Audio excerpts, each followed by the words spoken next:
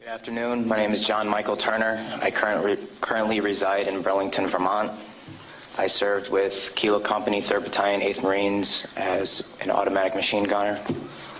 There's a term, once a Marine, always a Marine, but there's also the term, eat the apple, F the Corps. I don't work for you no more. That was John Michael Turner stripping his medals and ribbons from his chest and throwing them into the audience to the applause of attendees at Winter Soldier. Turner then went on to describe some of his time in Iraq. On April 18th, 2006, I had my first confirmed kill. This man was innocent. I don't know his name. I called him the Fat Man. He was walking back to his house, and I shot him in front of his friend and his father. The first round didn't kill him after I had hit him up here in his neck area. And afterwards, he started screaming and looked right into my eyes. So I looked at my friend who I was on post with, and I said, well, I can't let that happen. So I took another shot and took him out. He was then carried away by the rest of his family. It took 7 people to carry his body away. We were all congratulated after we had our first kills, and that happened to have been mine. My company commander personally congratulated me, as he did everyone else in our company.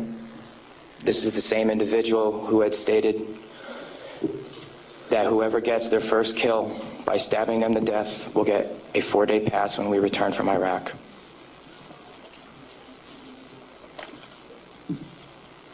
There's one incident where we got into a firefight just south of the government center, about 2,000 meters. We had no idea where the fire was coming from, and the way our rules of engagement were, pinpoint where the fire is coming from and throw a rocket at it. So with that being said, we still didn't know where the fire was coming from, and an 84-millimeter rocket was shot into a house.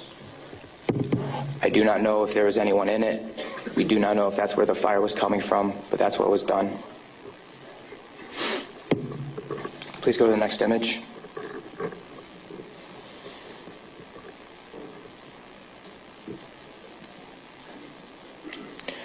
This man right here was my 3rd confirmed kill. As you can see, he was riding his bicycle. Later on in the day, we went ahead and we had CBS Laura Logan with us, but she was with the other squad. And so she wasn't with us, so myself and 2 other people went ahead and took out some individuals because we were excited about the firefight we had just gotten into, and we didn't have a cameraman or woman with us. With that being said, anytime we did have embedded reporters with us, our actions would change drastically. We never acted the same. We were always on key with everything, did everything by the books. The man on the bicycle, he was left in the street for about 10 minutes until we realized that we needed to leave where we were. And his body was dragged about 10 feet to the right of him, where his body was thrown behind a rock wall, and his bicycle was thrown on top of him.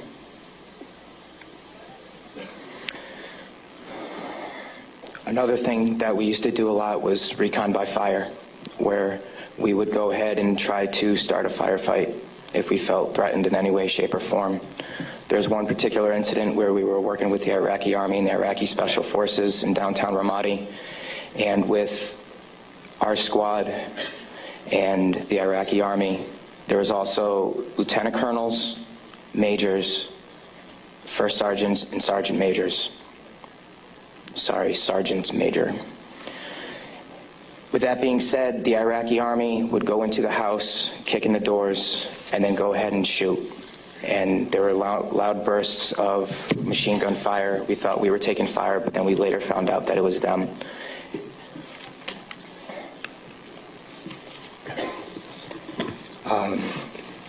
House raids. Because we were a grunt battalion, we were responsible for going on several patrols.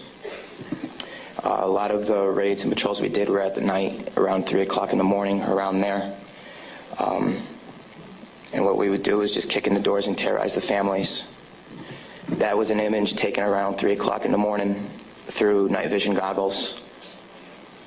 And that is the segregation of the women and children and the men. If the men of the household were giving us problems, we'd go ahead and take care of them any way we felt necessary, whether it be choking them or slamming their head against the walls.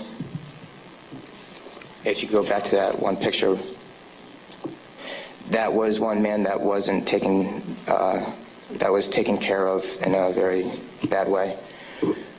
Because of all the wiring that he had, it would be considered an IED making material. On my wrist, there's Arabic for FU. I got that put on my wrist just 2 weeks before we went to Iraq because that was my choking hand. And anytime I felt the need to take out aggression, I would go ahead and use it. Please go to the next picture. Next. There's an instance of detainees and how they were treated in a nice manner. Next. That is the Fatima Mosque minaret. As you can see, it is written with bullet holes and holes in the top of it. Those were from mortars. And the next video that I'm going to show you is a tank round that went into that minaret, where we weren't sure if we were taking fire or not.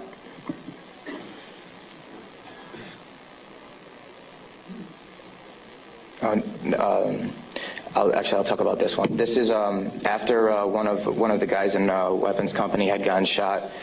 This is a way that we would take out our aggression. For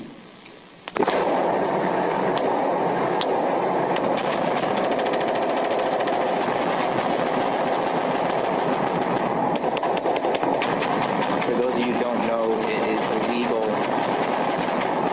to shoot into a mosque unless you were taking fire from it.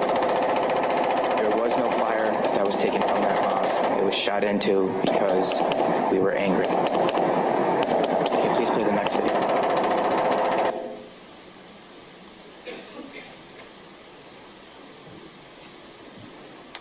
We are on ice cream, trying to suppress the blue and white minaret named Fatima al-Zahra.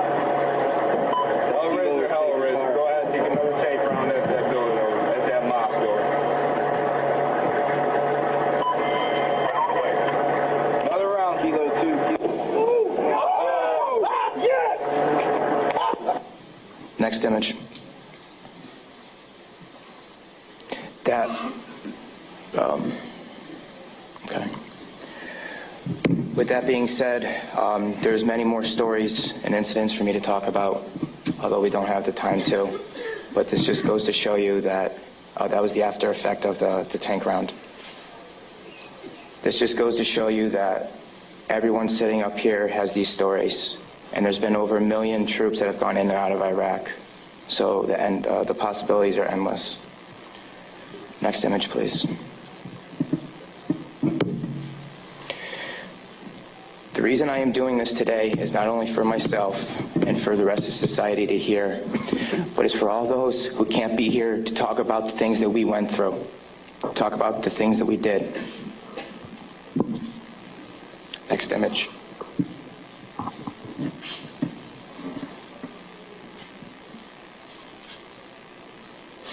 Those 4 crosses and this memorial service were for the 5 guys in Kilo Company, 3rd Battalion, 8th Marines that we lost. Throughout our unit, we had 18 that got killed.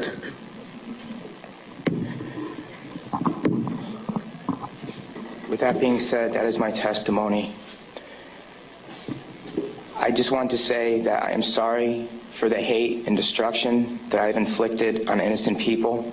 And I'm sorry for the hate and destruction that others have inflicted on innocent people. At one point, it was okay, but reality has shown that it's not, and that this is happening, and that until people hear about what is going on with this war, it will continue to happen and people will continue to die. I am sorry for the things that I did. I am no longer the monster that I once was. Thank you. Former Marine John Michael Turner fought with the 3rd Battalion, 8th Marines. The videos and photos the soldiers showed can be seen at our website, democracynow.org. This is